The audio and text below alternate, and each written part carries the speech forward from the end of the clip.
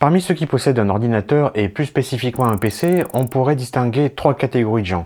Il y en a sans doute plus, mais on va se limiter à ces trois-là. Il y a ceux qui ne savent pas du tout ce qu'est à l'intérieur et qui n'ont pas particulièrement envie de savoir parce que pour eux c'est une sorte de boîte noire, un outil de travail ou de divertissement, un peu comme la plupart des joueurs avec leur console de jeu. Et comme vous vous en doutez, c'est la catégorie qui comporte le plus de gens puisque aujourd'hui beaucoup de monde possède un PC à la maison ou bien travaille sur un PC au boulot. Puis il y a ceux qui s'y intéressent un petit peu et qui ont une connaissance assez superficielle des différents éléments qui le constituent, mais ça s'arrête là parce qu'ils n'ont jamais eu ni l'envie ni le besoin d'aller plus loin. Et enfin, il y a ceux qui s'y intéressent vraiment et qui ont même monté leur propre PC en assemblant les différentes pièces qu'ils ont au préalablement sélectionnées chez un revendeur, etc. Mais ça n'est pas pour autant qu'ils savent comment tout cela fonctionne en détail, ni même qu'ils savent identifier les différents composants électroniques qui sont sur les circuits.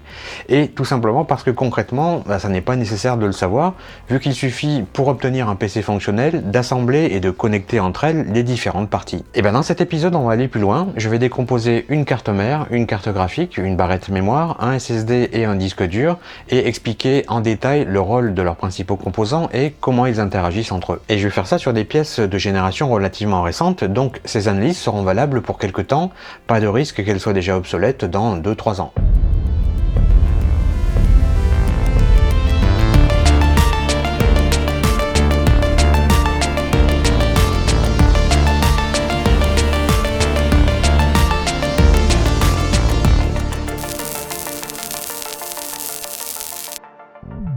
Alors avant de commencer, il y a 2-3 petites choses qu'il faut prendre en considération par rapport à cette vidéo. Ça évitera à certains d'être frustrés ou déçus à la fin parce qu'ils n'en auront pas compris l'objectif. Certes, je vais aller dans le détail. Oui, vous allez avoir des explications illustrées par des images plutôt intéressantes. Mais non, je ne vais pas passer en revue chaque composant électronique de chaque circuit pour chaque élément. Sinon, la vidéo va durer une semaine et tout le monde va avoir envie de se pendre. Donc l'objectif est d'expliquer de quoi sont constitués ces 5 éléments, comment les principaux composants électroniques interagissent sur leur circuit, et tout ça pour avoir une compréhension d'ensemble du système plus sous un angle électronique qu'informatique. Parce que ok, un ordinateur c'est fait pour faire de l'informatique, mais c'est avant tout un système électronique, ne l'oublions pas. Ça vous permettra aussi de comprendre que, par exemple, sur cette carte mère qui nous servira de cobaye, ce qu'on prend aujourd'hui comme acquis et qui ne s'achète que pour quelques dizaines d'euros, est en fait une pure merveille de technologie qui est le résultat de dizaines et de dizaines d'années d'évolution de la microélectronique depuis les années 70. Alors vous aurez sans doute remarqué que dans ces 5 éléments, je n'ai pas inclus le CPU, donc le processeur central, parce qu'il faudra faire une toute autre forme d'épisode pour expliquer et détailler ce composant en particulier, mais c'est quelque chose qui n'est pas exclu. J'ai aussi volontairement mis de côté le boîtier d'alimentation ATX parce que son rôle se résume à 2 fonctions. La première est de fournir les 4 tensions requises, à savoir plus 12 volts, moins 12 volts, plus 5 volts et plus 3,3 volts. Et la deuxième est de fournir une intensité de courant suffisamment dimensionnée pour tenir la charge nécessaire. Donc voilà, vous êtes prévenus, je veux que la vidéo tienne dans une durée raisonnable, sachant que les 2 éléments qui vont prendre le plus de temps d'analyse sont la carte mère par laquelle on va commencer et la carte graphique par laquelle on terminera. Pour démarrer, on va déjà poser les bases et faire un rapide tour d'horizon des différents éléments qui composent un PC et qui s'assemblent généralement dans un boîtier de type moyen tour, mini tour ou grand tour. On a d'abord la carte mère qui est le circuit imprimé principal sur lequel tous les autres composants viennent se connecter, c'est donc elle qui assure la communication entre eux. Elle contient des ports pour connecter les différents périphériques et également de sockets pour le processeur, des slots pour la RAM, des ports PCI pour les cartes d'extension et des connecteurs pour le stockage, etc. Ensuite, le CPU. Il s'agit du processeur qu'on pourrait considérer comme le cerveau de l'ordinateur. Il est responsable de l'exécution des instructions des programmes et il est en mesure de traiter des données à une vitesse très élevée. Mais c'est un composant qui dégage beaucoup d'énergie calorifique, c'est la raison pour laquelle il doit être refroidi efficacement par ce genre de ventilateur et dissipateur thermique, sinon il atteint rapidement une température critique et quand ça se produit, il peut y avoir un risque de panne ou de détérioration de composants. Ensuite, on a la mémoire vive, à qui on donne l'acronyme RAM pour Random Access Memory. Elle est utilisée pour stocker temporairement les données en cours de traitement par le processeur avec des temps d'accès très courts, ce qui contribue à améliorer les performances générales de l'ordinateur. Mais c'est de la mémoire volatile, c'est-à-dire que toutes les données stockées sont perdues lorsqu'elle n'est plus électriquement alimentée. En termes de stockage, on va utiliser soit un disque dur mécanique à plateau magnétique qui permet le stockage de gros volumes pour pas très cher, soit un SSD qui est un dispositif de stockage extrêmement rapide utilisant des puces de mémoire flash pour y stocker les données, la mémoire flash étant elle de la mémoire non volatile. Alors certes, c'est beaucoup plus rapide qu'un disque dur, mais les capacités de stockage ne sont pas aussi importantes. Par exemple, aujourd'hui, en mars 2025, le maximum qu'on puisse trouver sont des SSD de 8 Tera, alors qu'on trouve des disques durs de 32 Tera. Et petite parenthèse, en termes de tarifs, n'en parlons même pas. Aujourd'hui, à l'heure à laquelle j'enregistre cette vidéo, pour un SSD de 8 Tera, on est au-dessus des 1000 € DTC, alors que pour un disque dur de 8 Tera, on est largement en dessous des 200 € DTC. Évidemment, c'est pour un usage bien distinct, faut pas les mélanger, et il serait complètement stupide de chercher à faire du stockage de masse sur un SSD. Autre élément important, la carte graphique qu'on appelle aussi GPU. Elle est responsable du rendu des images vidéo et animation. Elle est essentielle pour les jeux vidéo, la modélisation et le rendu 3D, le montage vidéo, la réalité virtuelle, etc. Certains processeurs Intel et AMD ont un GPU intégré, mais ses performances n'ont rien de comparable avec celles d'une carte graphique dédiée. Tout ce petit monde doit être alimenté en courant pour fonctionner, et c'est le rôle du boîtier d'alimentation ATX qui convertit le courant alternatif 230 volts en entrée en courant continu utilisé par les différents éléments de l'ordinateur. Voilà, donc ça c'est la base, c'est-à-dire qu'avec ça, on a un PC ou un serveur ou même une console de jeu, mais pour pouvoir interagir avec et voir ce qui se passe à travers le GPU, il faut au moins un périphérique d'entrée et un périphérique de sortie et de préférence un moniteur, un écran. Évidemment, la base des périphériques d'entrée c'est le clavier et la souris, et la base des périphériques de sortie c'est forcément le moniteur. Mais des périphériques d'entrée, il en existe finalement pas mal. J'ai fait une petite liste, par exemple, pavé tactile, scanner, microphone, webcam, tablette graphique, manette de jeu, pédalier ou volant de course, casque VR, qui lui est bidirectionnel, entrée-sortie, lecteur de CD, etc. et j'en passe. Pour ce qui est des périphériques de sortie, la liste est plus courte, mais on trouve par exemple haut-parleur, casque audio, casque VR, puisque c'est bidirectionnel, imprimante, vidéoprojecteur et tous les types de graveurs, CD, Blu-ray, DVD, etc. Alors pour revenir aux éléments, lorsque toute cette électronique est fonctionnelle et parce qu'elle est confinée dans un espace relativement restreint, la température à l'intérieur du boîtier peut grimper assez rapidement si l'air chaud n'est pas évacué et remplacé par de l'air frais. Donc les boîtiers sont équipés de ventilateurs, généralement suffisamment bien proportionnés pour produire en permanence une circulation d'air frais. Ça aspire l'air frais par l'avant et ça rejette l'air chaud vers l'arrière. Petite démonstration en image avec le boîtier moyen tour de ce PC, on constate bien que la feuille de sopalin est aspirée par les trois ventilateurs situés en face avant, et si je place cette feuille contre la face arrière, évidemment elle n'est pas aspirée puisque le flux d'air provenant de l'intérieur du boîtier est expulsé à travers les grilles. Voilà, donc maintenant que les présentations sont faites, on va pouvoir passer à l'analyse de ces 5 éléments, et je le précise même si c'est pas indispensable, mais toutes les pièces que je vais utiliser sont en panne et non réparables, ce qui permettra éventuellement, si c'est nécessaire, de faire un décortiquage assez extrême. Commençons par le commencement, la carte mère. C'est un peu la colonne vertébrale du PC, c'est par elle que passent les signaux électriques qui circulent entre les différents éléments qui y sont connectés. Et il y en a de toutes sortes, analogiques, numériques, ainsi que de forts courants de plusieurs dizaines d'ampères. Je vais déjà retirer tous les dissipateurs thermiques installés pour avoir accès aux composants qui sont dessous.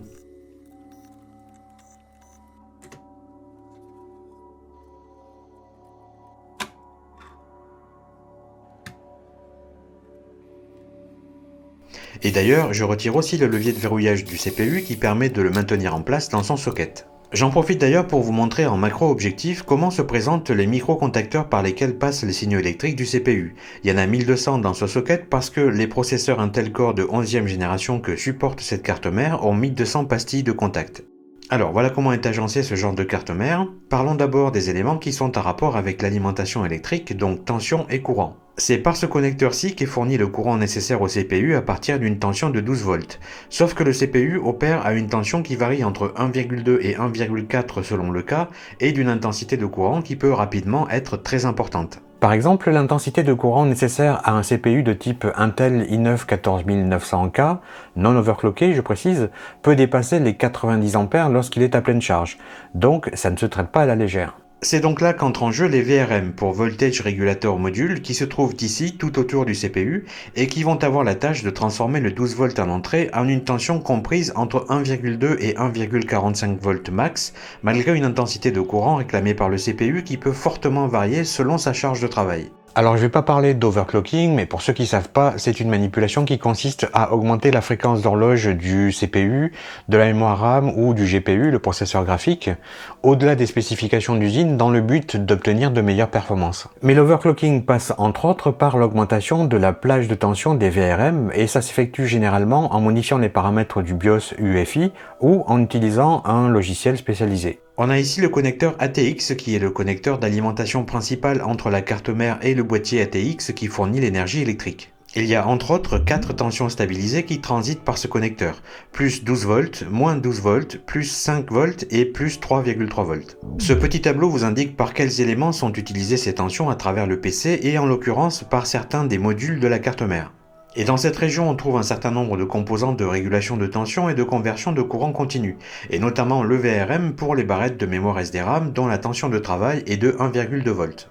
Ensuite, disséminés à plusieurs endroits de la carte mère, on trouve d'autres convertisseurs de courant continu qui fournissent aussi des tensions spécifiques à certains circuits intégrés importants à partir du rail de tension 5 volts, voire parfois 12 volts. Il faut garder à l'esprit qu'une carte mère comme celle-ci comporte une bonne vingtaine de circuits intégrés autres que ceux qui sont destinés à réguler des tensions ou à convertir des courants.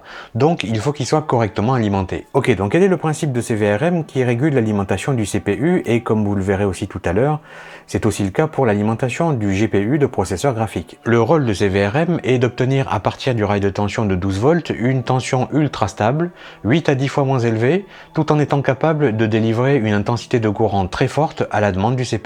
Et ces VRM sont tous des convertisseurs continu à baisseur de tension, qu'on appelle aussi convertisseurs buck, et qui prennent donc en entrée une tension pour la réduire en une tension plus basse, tout en maintenant un niveau d'efficacité très élevé. Je vous explique comment dans une simulation. Voici le schéma électrique d'un convertisseur buck relativement basique. On y trouve un transistor MOSFET, un générateur de signal carré, une diode, une inductance, un condensateur polarisé et une résistance. On a ici en entrée le rail de 12 volts et ici la masse qui est le point de référence 0 volts. La tension de sortie est indiquée ici et les deux graphes en bas de l'image sont des oscilloscopes. Ce graphe donne le cycle de service qu'on appelle aussi duty cycle du générateur de signal ici qui est à base de MOSFET. Et ce graphe-ci trace la courbe de la tension de sortie qui évolue dans le temps. Je lance donc la simulation et vous allez pouvoir constater ce qui se passe en temps réel. Le circuit a été réglé pour obtenir une tension stabilisée de 1,33 volts. Donc pour simplifier l'explication, ce qui se passe c'est que les MOSFET régulent l'entrée de la tension, l'inductance lisse le courant pour éviter les variations brutales et le condensateur stabilise la tension pour éviter les fluctuations dangereuses. Comme vous pouvez le voir indiqué ici, le duty cycle est de 72%, ce qui permet d'obtenir cette tension de 1,33 volts. Mais il suffit que je le fasse varier pour que cette tension change. Par exemple, si je le diminue, la tension chute.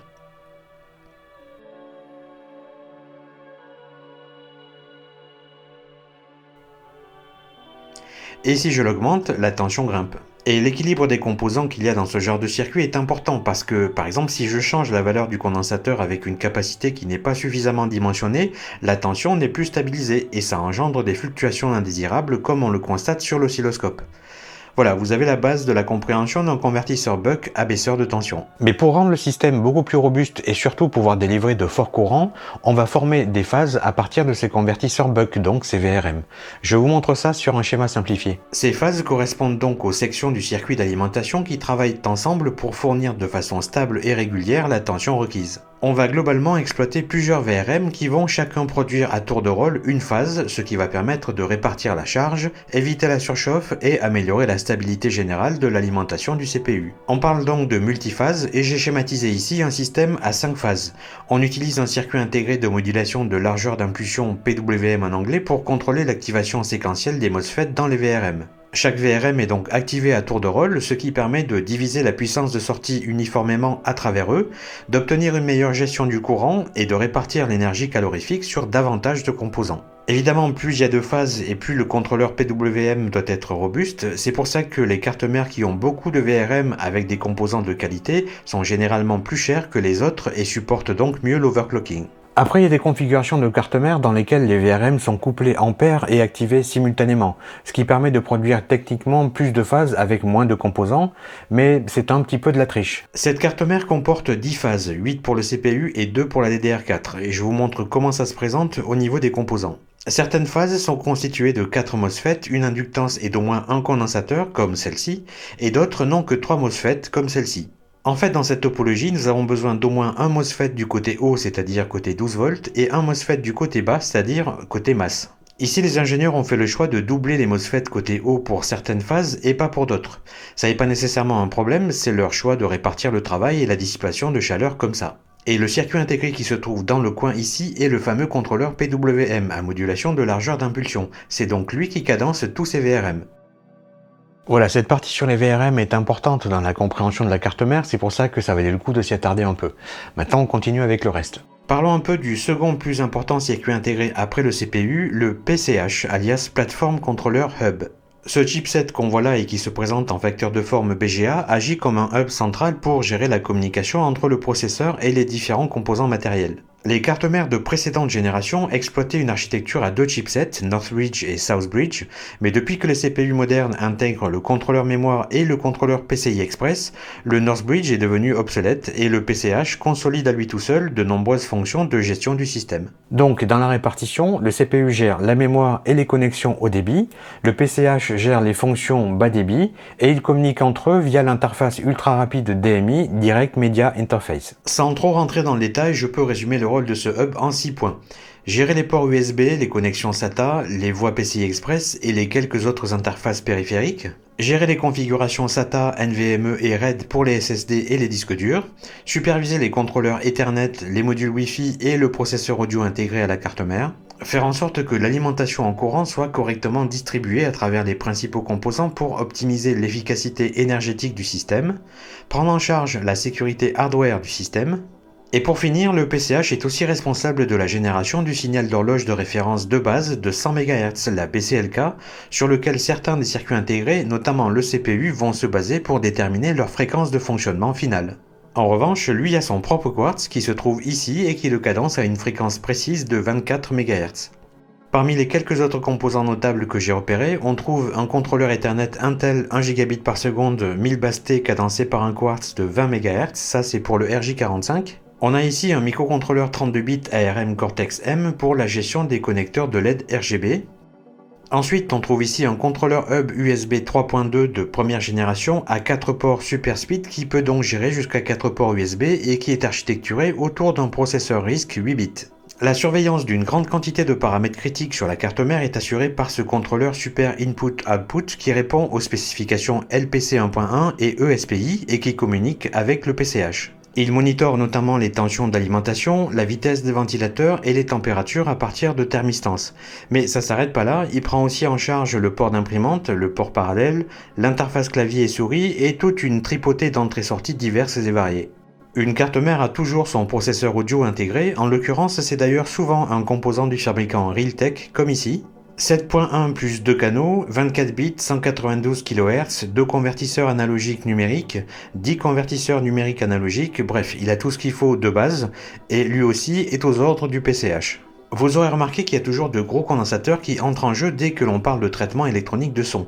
Eh bien, c'est parce qu'ils sont indispensables pour diverses raisons, notamment pour garantir une sortie audio de qualité. Oui, parce qu'entre autres, ils permettent de filtrer le bruit électrique, de réduire les interférences et les distorsions indésirables, de laisser passer vers la sortie uniquement les signaux alternatifs, donc les ondes réelles, quoi d'autre, d'absorber les pics de tension transitoires et j'en passe. Venons-en maintenant au BIOS. Alors, le BIOS, c'est un micro-logiciel, qu'on appelle aussi un firmware, qui se charge en mémoire au démarrage de l'ordinateur pour initialiser le matériel avant de lancer le système d'exploitation. Eh bien, il est stocké dans cette petite EEPROM et il est bien entendu spécifique à chaque fabricant de carte mère. Alors je ne vais pas détailler ici la séquence de démarrage, donc j'ai fait ce petit schéma pour la résumer brièvement, sachant qu'à partir du moment où il s'initialise, c'est le BIOS qui garde la main jusqu'au lancement du système d'exploitation. Et nécessairement, on accède au BIOS au démarrage par son interface utilisateur, et en voici un exemple ici. Dernier point intéressant à dire concernant la carte mère, je voulais parler de cette pile au lithium de 3 volts type CR2032. C'est ce qu'on appelle une pile CMOS pour la mémoire CMOS qui joue un rôle important dans le maintien de certaines informations en système lorsque l'ordinateur est éteint ou débranché. C'est dans la mémoire CMOS que sont stockés des paramètres essentiels du BIOS, comme par exemple la date, l'heure système, l'ordre du démarrage au boot et certaines données spécifiques au matériel. Et sans cette pile, Ces réglages seraient perdus à chaque fois qu'on éteint le PC. Et elle a aussi un rôle important qui est le maintien de l'horloge temps réel, la Real Time Clock, parce qu'elle continue à alimenter en énergie l'horloge interne de la carte mère, même quand l'ordinateur est hors tension, ce qui permet de conserver la date et l'heure. Pour clôturer le sujet de la carte mère, je vais faire un cliché au rayon X pour que vous ayez une idée plus précise de la complexité qui se cache sous la surface. Les pistes de cuivre d'une carte mère typique comme celle-ci sont généralement distribuées sur 8 couches dont 6 sont internes. Ça peut monter jusqu'à 12 pour les plus pointus, notamment celles des serveurs. Cette distribution permet notamment de garantir l'intégrité du signal en réduisant les interférences électromagnétiques, en particulier à des fréquences de CPU très élevées. Ça permet aussi de répartir uniformément les différentes tensions et la masse et d'améliorer le routage des pistes. Il faut savoir que les signaux électriques à haut débit comme ceux transportés via le bus PCI Express ou encore la DDR4 ou 5 nécessitent des couches séparées pour éviter la diaphonie. Et enfin, ça permet aussi une meilleure gestion thermique puisque plus il y a de couches et plus l'énergie calorifique se dissipe efficacement sur toute la surface du circuit. Autre élément essentiel à un PC puisque sans ça il ne peut tout simplement pas fonctionner, la mémoire vive qu'on appelle aussi la DRAM ou la SDRAM qui va servir de lieu de stockage pour et par le CPU. C'est aussi pour ça qu'on l'appelle la mémoire de travail. Aujourd'hui en circulation dans les PC on trouve essentiellement de la DDR5 mais comme je n'avais pas de DDR5 sous la main, disons que ce que j'ai c'est déjà installé dans mes PC, j'utiliserai de la DDR4 pour cette vidéo. Mais je vous expliquerai dans un instant la différence entre les deux, la DDR5 étant une grosse évolution de la DDR4 en termes de performance. Mais après, en termes de fonctionnement, c'est quand même assez semblable. On a à l'image deux barrettes DDR4, celle du bas est plutôt destinée au serveur et possède un circuit de correction d'erreurs intégré capable de détecter et corriger certaines erreurs de mémoire. C'est de la DDR4 ECC où la fiabilité est essentielle. La barrette du haut est plutôt destinée aux PC bureautiques, pro, gaming, multimédia, etc. et ne possède pas cette correction d'erreurs. Elle est moins chère et un poil plus rapide que la ECC puisqu'elle n'a pas à exécuter de traitement supplémentaire pour la détection et correction d'erreurs. Les barrettes DDR4 et 5 sont des modules en ligne double à 288 broches et comme je l'avais indiqué précédemment avec la carte mère, cette mémoire RAM communique directement avec le CPU sans aucun autre élément intermédiaire. Et ce petit circuit imprimé comporte plusieurs couches internes constituées de pistes de cuivre permettant de transporter les signaux électriques entre les composants. Je vais la passer au scanner à rayon X pour que ça vous donne aussi une idée de ce qu'il y a sous la surface. Les pistes de cuivre d'un module DDR4 ou 5 ECC comme celui-ci sont généralement distribuées sur 10 couches dont 8 sont internes. Pour les modules plus standards et sans ECC, on est plutôt sur 4 ou 6 couches max et pour les modules high-end utilisés dans des PC performants type gamer par exemple, on est plutôt sur du 8 couches.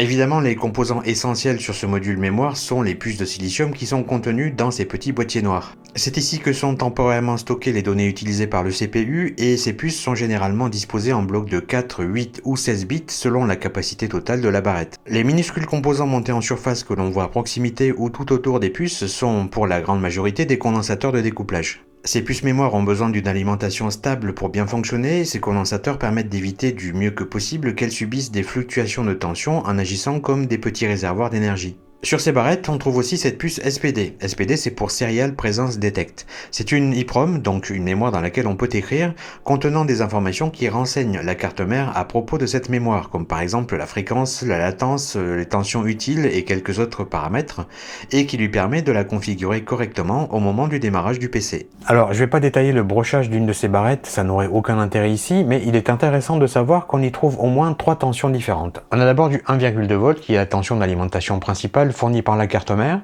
et puis on a aussi du 0,6 V qui est obtenu à partir du 1,2 V grâce à un pont diviseur de tension placé sur la barrette mémoire. Cette tension est appelée tension de référence, c'est un niveau de tension utilisé comme référence pour la lecture et l'écriture des données dans les cellules mémoire à l'intérieur des puces de silicium. Et donc cette tension de 0,6 V permet de différencier les 0 et les 1 logiques lors de l'interprétation des signaux électriques. Et enfin on trouve aussi un rail de tension de 2,5 V utilisé pour la précharge et l'activation des lignes des cellules des RAM. Ça a été introduit depuis la DDR4 pour améliorer l'intégrité du signal dans les cellules par rapport aux précédentes versions DDR. La mémoire vive est de la mémoire volatile, c'est-à-dire que contrairement à un SSD ou à une clé USB qui eux sont non volatiles, les données stockées en mémoire RAM sont perdues une fois que le PC n'est plus alimenté en électricité. En termes de différence fondamentale entre la DDR4 et la DDR5, j'ai fait ce petit tableau qui permet de se rendre compte à quel point la DDR5 est une grosse évolution par rapport à la DDR4 puisqu'elle la surclasse en tout point sauf le dernier, la latence mémoire. 20. Je rappelle que cette latence représente le nombre de cycles d'horloge qu'il faut pour que les données en mémoire soient disponibles après une commande de lecture.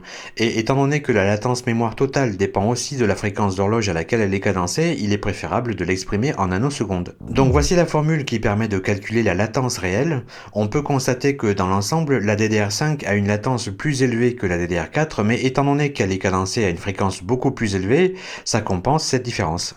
À l'heure où je fais cet épisode, la DDR6 n'est pas encore disponible sur le marché, mais elle a été annoncée pour très bientôt avec des performances bien supérieures à la DDR5. Allez, on passe maintenant au SSD. Alors, comme vous le voyez, dans un SSD SATA en boîtier 2,5 pouces comme celui-ci, il y a beaucoup de vide. L'électronique ne prend pas plus d'un quart du boîtier. En fait, le principe d'un SSD, qu'il soit SATA ou NVMe, repose sur deux principaux composants, de la mémoire NAND flash et un contrôleur qui est une sorte de processeur dédié à la gestion de cette mémoire vis-à-vis de la carte mère. Mais voyons ça en détail. D'abord, au niveau du connecteur SATA, il y a un côté dédié aux données et un autre côté dédié à l'alimentation électrique.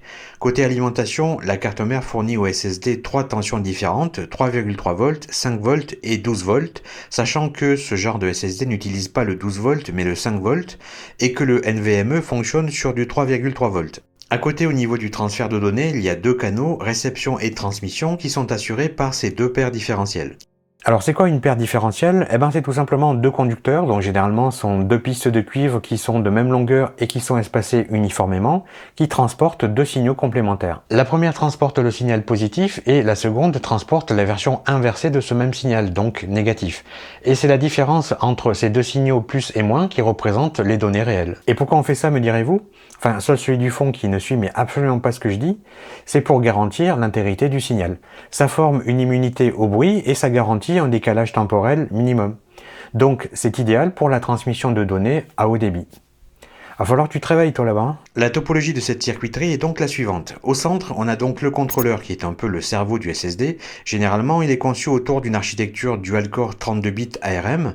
En gros, sa fonction peut se résumer en 4 tâches. Effectuer les opérations de lecture et écriture sans erreur dans la mémoire flash, répartir uniformément les données entre les cellules mémoire pour éviter une usure prématurée, nettoyer les blocs de données inutilisés pour libérer de l'espace pour les futures écritures, et enfin détecter et corriger les erreurs de bits pour préserver l'intégrité des données. Juste à côté ici, on a un EEPROM dans lequel est stocké son firmware plus des données supplémentaires qu'il lit et écrit régulièrement. De l'autre côté, ici, on a une puce de mémoire vive DRAM DDR2, DDR3 ou DDR4, ça dépend des besoins et de ce que peut supporter le contrôleur. En termes de capacité, ça peut varier entre 512 mégaoctets et 4 gigaoctets, ça dépend aussi des modèles de SSD.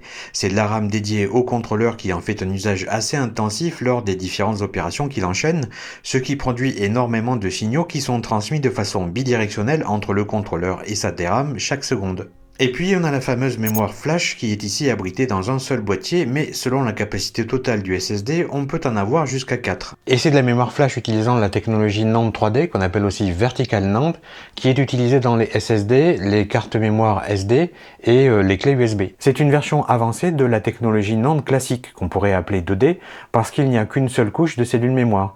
Ici, on va en empiler plusieurs verticalement. L'avantage de cet empilement vertical, c'est qu'il procure plus de cellules dans un même espace.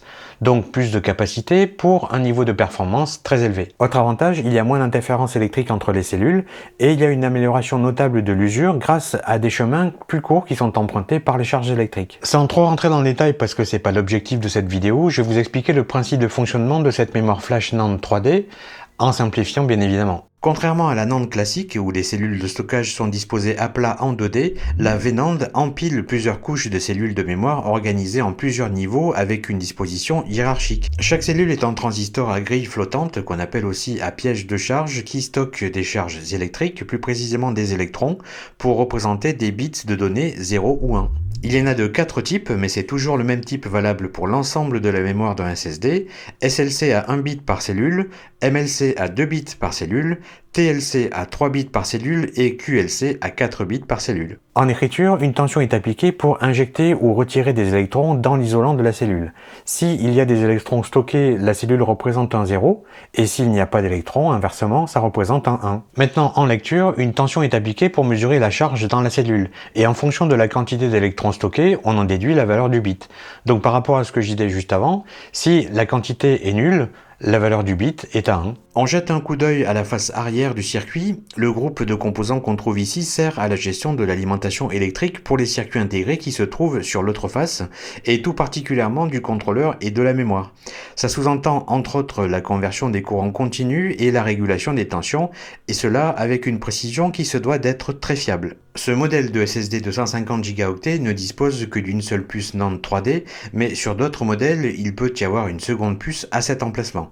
Et le fait qu'il n'y en ait pas me donne l'occasion de vous montrer au microscope à quoi ressemblent les minuscules billes de soudure qui permettent au boîtier FPGA d'une mémoire NAND d'être soudé au circuit imprimé. Et ce petit composant qui semble ici insignifiant est pourtant le quartz du contrôleur. C'est lui qui produit la fréquence d'oscillation de référence de 25 MHz qui est fournie au contrôleur pour qu'elle puisse être démultipliée en interne 22 fois afin d'atteindre sa fréquence de travail qui est de 550 MHz. Un petit tour rapide au scanner à rayon X pour avoir une idée du routage. Pour ce genre de SSD SATA, on est typiquement sur une configuration de circuit à 4 ou 6 couches, là où les SSD NVMe sont plutôt sur 8 ou 10 couches, de par le fait que la densité des composants est plus importante par rapport à la superficie. Avant de passer au prochain élément qui sera le disque dur, je vais vous montrer à quoi ressemble l'intérieur de ces deux puces, la mémoire flash NAND 3D et le contrôleur, parce qu'il y a des choses intéressantes à voir. Et comme l'idée serait de ne pas trop altérer l'intérieur du boîtier pour pouvoir observer son contenu, je ne vais pas utiliser d'acide sulfurique puisque ça n'est pas la puce de silicium que je cherche à extraire cette fois. Donc pour creuser dans les boîtiers avec une certaine précision, je vais utiliser mon laser fibre. Évidemment, on ne pourra pas éviter qu'il y ait un peu de détérioration, mais ça ne devrait pas empêcher l'observation. On commence d'abord par la mémoire flash. Pour info, je dispose d'un laser fibre de 60 watts, mais je ne l'utilise là qu'à 15% de sa puissance, sinon ça détruirait complètement les éléments qu'on cherche à observer.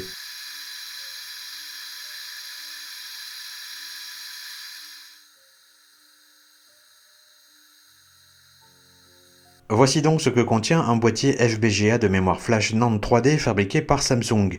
Déjà, on constate qu'il n'y a pas une seule puce de silicium, mais deux, et surtout, on peut très bien voir la superposition des plans de silicium puisqu'ils sont légèrement décalés entre eux. Il y en a 8 en tout, 4 par puce, et de part et d'autre au niveau des extrémités, on voit également les liaisons par fil ultra fin qui relient les plots de connexion de la puce en silicium à la petite platine en dessous sur lesquelles se trouvent les broches soudées au circuit imprimé. Généralement, cette opération de soudage est effectuée par soudage par ultrasons lorsque les fils sont en alu ou par thermocompression pour les fils en or ou en cuivre.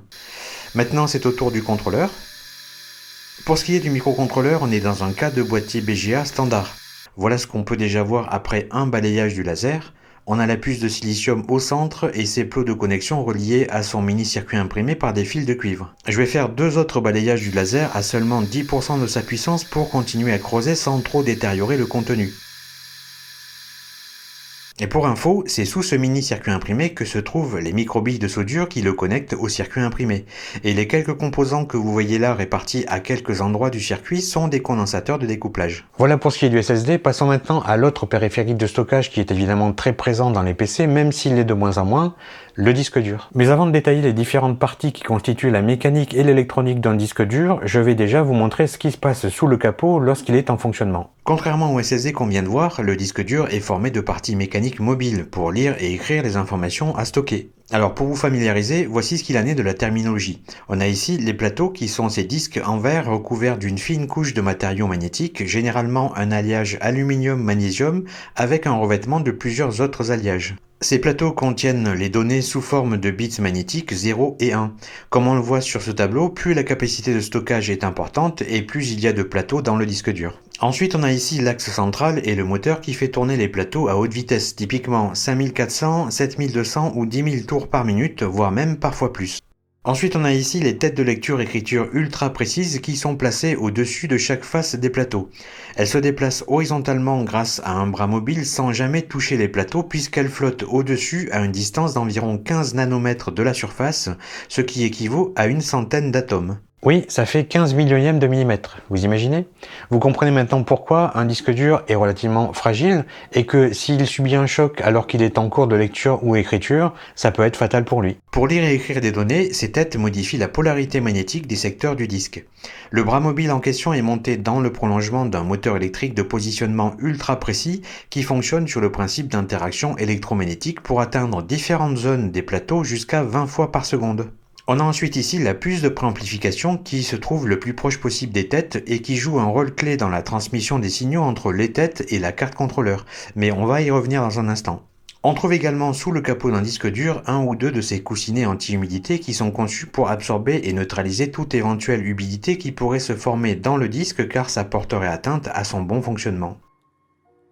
Et enfin, on a de l'autre côté la carte contrôleur qui est le système électronique qui permet à la carte mère d'exploiter le disque dur, et nous verrons qu'il y a quelques points communs avec celle du SSD qu'on vient d'observer. Maintenant, je vais vous expliquer de façon simplifiée quel est le cheminement pour lire et écrire des données numériques sur le disque dur. Pour l'écriture, les données binaires 0 et 1 sont envoyées au disque dur via son interface SATA ou SAS qui se trouve sur la carte contrôleur. Le contrôleur détermine l'emplacement de stockage des données sur les plateaux, le bras d'actionnement déplace la tête de lecture-écriture vers la bonne piste, un signal électrique précis traverse la tête d'écriture générant un champ magnétique dans lequel une polarité égale 0 et sa polarité opposée égale 1, qui vient modifier la polarité de minuscules zones du plateau stockant les données sous forme de régions magnétisées.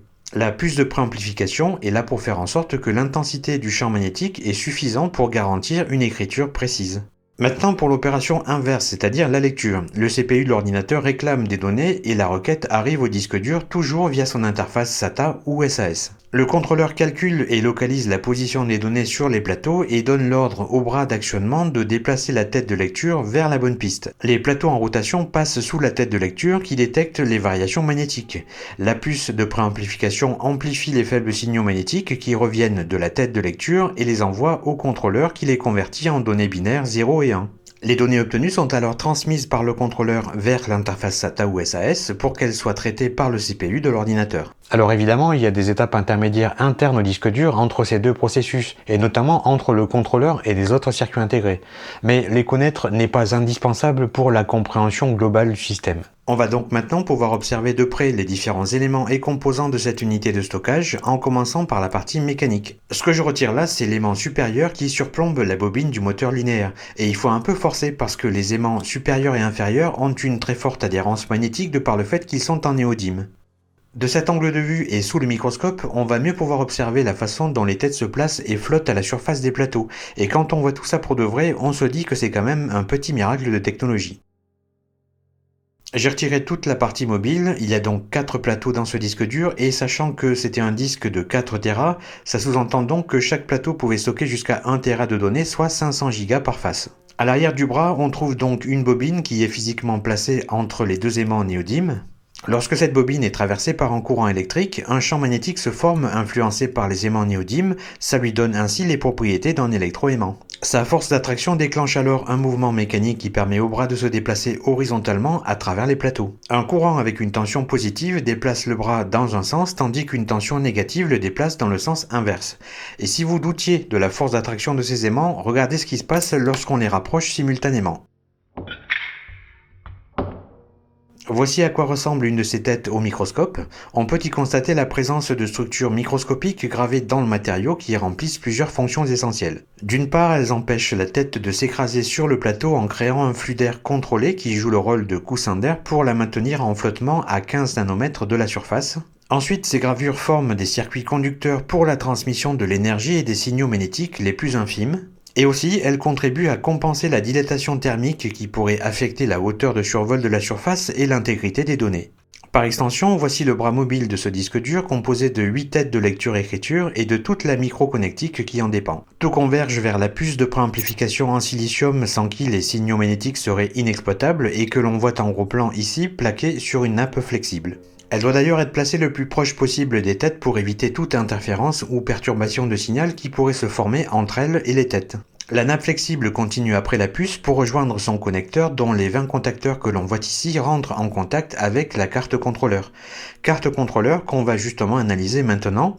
D'ailleurs, les pistes de cuivre pour les contacteurs en question se trouvent précisément ici.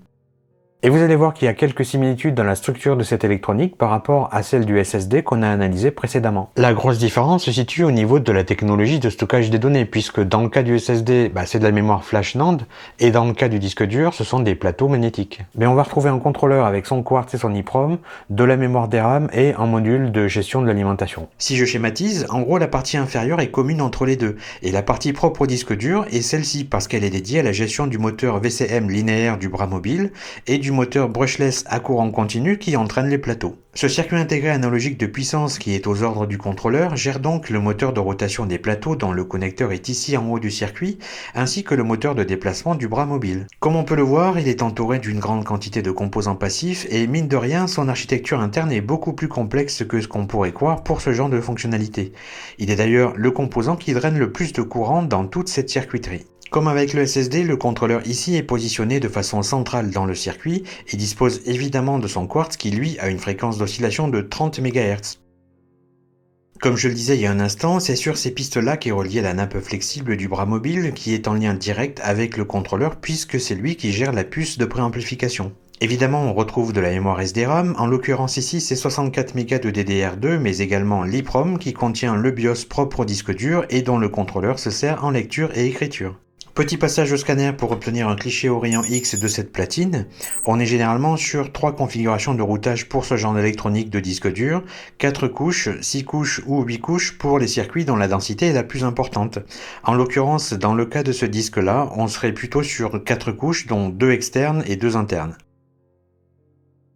On enchaîne sans plus tarder avec le dernier composant de la liste et pas des moindres puisqu'il s'agit de la carte graphique dont le processeur s'appelle le GPU. Vous le savez sans doute déjà, mais seulement 2 fabricants se partagent le marché des GPU. D'un côté on a Nvidia et de l'autre on a AMD avec une domination très importante de Nvidia et ce depuis bien longtemps puisque ça remonte à 2007-2008.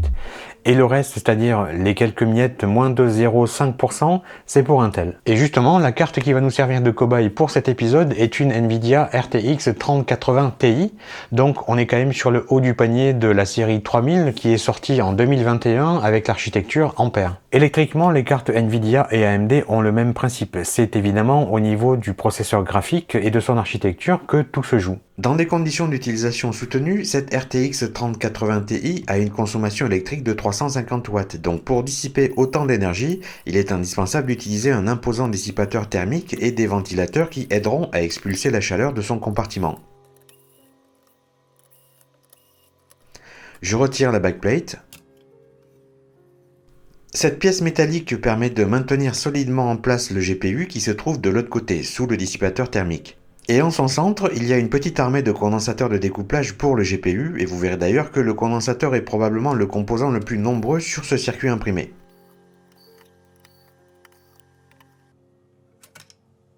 Maintenant, je sépare le circuit imprimé du dissipateur.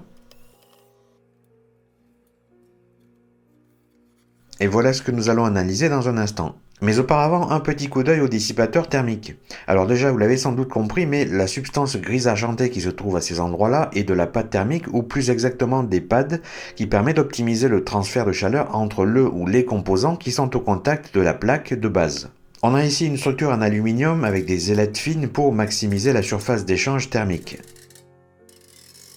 Ensuite, ceci est la base qui est en contact direct via de la pâte thermique avec le GPU et aussi les mémoires VRAM et quelques autres composants critiques en termes de température. Et enfin, nous avons les caloducs qui sont ces tubes en cuivre remplis d'un fluide qui transportent la chaleur par évaporation-condensation de la base vers les ailettes du radiateur. Et dans ce modèle-ci, ils sont au nombre de 6. Et on trouve aussi 2 connecteurs, celui-ci est relié au LED RGB sur la face avant et celui-ci est le connecteur d'alimentation des 3 ventilateurs. Et il est clair que ce refroidisseur est une pièce indispensable à une carte graphique sans quoi la surface du GPU atteindrait une centaine de degrés en une poignée de secondes.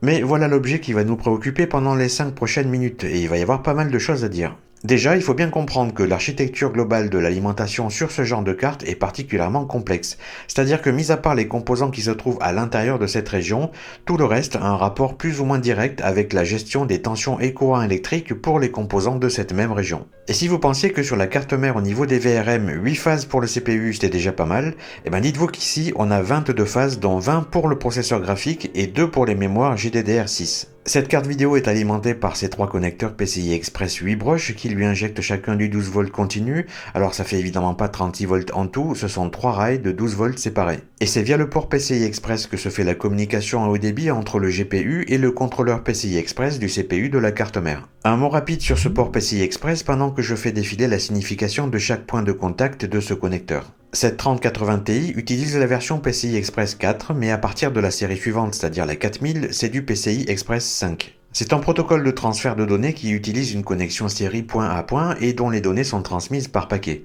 Chaque voie PCI Express est composée de deux paires différentielles de canaux de données, une pour l'envoi et une pour la réception. Le PCI Express x16 signifie que 16 voies sont utilisées pour le transfert de données à haut débit. Et justement, concernant la bande passante, le PCI Express 4 c'est environ 32 gigaoctets par seconde et le PCI Express 5 c'est le double, soit 64 gigaoctets par seconde. Je disais il y a un instant que l'architecture d'alimentation en courant continu de ce genre de carte graphique est bien plus complexe que celle implémentée dans une carte mère en raison de la consommation électrique du GPU très élevée et de son exigence en termes de performance et de régulation de tension. Ici, les VRM ne sont pas constitués de simples MOSFET, mais de puces appelées Smart Power Stages, qu'on pourrait traduire par étages de puissance intelligents, qui sont ces circuits intégrés-ci, tous identiques. En fait, chacun d'eux contient l'équivalent d'un MOSFET côté haut, d'un MOSFET côté bas, d'un driver pour commuter ces MOSFET, et aussi d'un circuit de mesure de courant pour détecter la quantité de courant qui passe à travers les MOSFET, et également d'un système de surveillance de leur température. Tout ça en une seule puce particulièrement efficace, et je précise quand même qu'on peut aussi retrouver ces Smart Power Stages sur des cartes mères haut de gamme. Les 20 étages de puissance pour le GPU sont gérés par ces deux contrôleurs de modulation par largeur d'impulsion qui vont être en mesure d'en prendre en charge 10 chacun. Et cet autre contrôleur de modulation par largeur d'impulsion prend lui en charge les étages de puissance en rapport avec les mémoires GDDR6. Dans les quelques circuits intégrés autres que le GPU et la mémoire, nous avons aussi ce contrôleur en charge de la gestion des ventilateurs qui régule leur vitesse de rotation selon les besoins. On trouve aussi ce contrôleur de LED RGB qui pilote les séquences lumineuses. Celui-ci est un circuit qui permet de surveiller simultanément la tension et le courant du bus de 4 rails d'alimentation et il y en a 2 sur cette carte vidéo. Autour du GPU, on trouve donc de la mémoire GDDR6X, il y a 12 Go installés sur cette 3080 Ti, chaque puce en boîtier FPGA contient 1 gigaoctet. Leur débit de données max est de 21 gigabits par seconde avec une moyenne qui se situe plutôt à 19 et elles sont directement gérées par le GPU via un bus mémoire de 384 bits. Le cerveau de cette carte graphique est évidemment le processeur qui peut donc drainer plus de 300 watts de puissance lorsqu'il est à pleine charge. Cette puce est basée sur l'architecture Ampere de Nvidia sortie en juin 2021 qui était particulièrement avancée au moment de sa mise sur le marché. Pour les intéressés, je vous montre une infographie qui regroupe les principales caractéristiques de ce monstre de puissance contenant plus de 28 milliards de transistors et 10 240 cœurs CUDA sur une puce de silicium d'une surface de 628 mm². Évidemment, avec tout ça, la quantité de condensateurs de découplage nécessaire pour apporter de la stabilité et du filtrage dans son courant est phénoménale, comme on peut le voir, il y en a partout. On peut aussi apercevoir ici son quartz de 27 MHz qui semble vraiment tout petit à côté de son massif boîtier BGA. D'ailleurs, juste en bas du quartz, on trouve également deux EEPROM qui contiennent le vidéo BIOS, c'est-à-dire le firmware du GPU. Et s'il y en a deux, c'est pour une question de redondance et de sécurisation avec notamment le NVIDIA Secure Boot. On y trouve notamment la vitesse d'horloge et les limites de puissance, les temporisations et les paramètres de tension de la mémoire, la courbe de ventilation et les limites thermiques, les paramètres PCI Express, etc.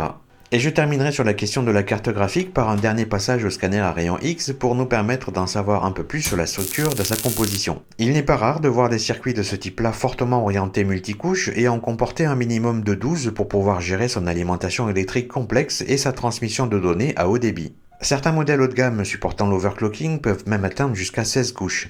En l'occurrence, dans le modèle qui nous occupe ici, on est sur un total de 12 couches, dont 10 internes.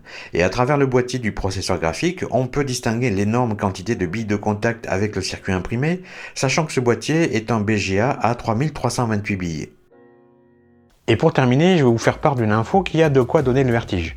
Cette année sont sortis les Nvidia RTX de la série 5000 avec notamment la 5090 qui est à ce jour la plus puissante du marché. Et bien la puce de son processeur GB202 d'architecture Blackwell 2.0 a une densité de 122,9 millions de transistors au millimètre carré. C'est-à-dire que dans un carré de 1 mm de côté, il y a 122,9 millions de transistors. La surface de cette puce est de 750 mm², donc si on fait le calcul, on obtient 92 175 millions de transistors sur cette puce. C'est juste du délire. Celle de la 3080 Ti, qui est ici, en a déjà pourtant 28 milliards. Voilà, cet épisode touche à sa fin, c'était dense, mais j'espère que vous avez quand même appris 2-3 petites choses que vous pourrez éventuellement replacer dans une conversation en soirée ou dans un repas de famille, histoire de bien plomber l'ambiance pour qu'on vous foute la paix ensuite. Le prochain épisode sort dans une petite dizaine de jours parce que je l'ai quasiment terminé et il y sera question d'un cas d'obsolescence programmée. Et vous verrez, c'est assez intéressant. Allez, à très bientôt, ciao!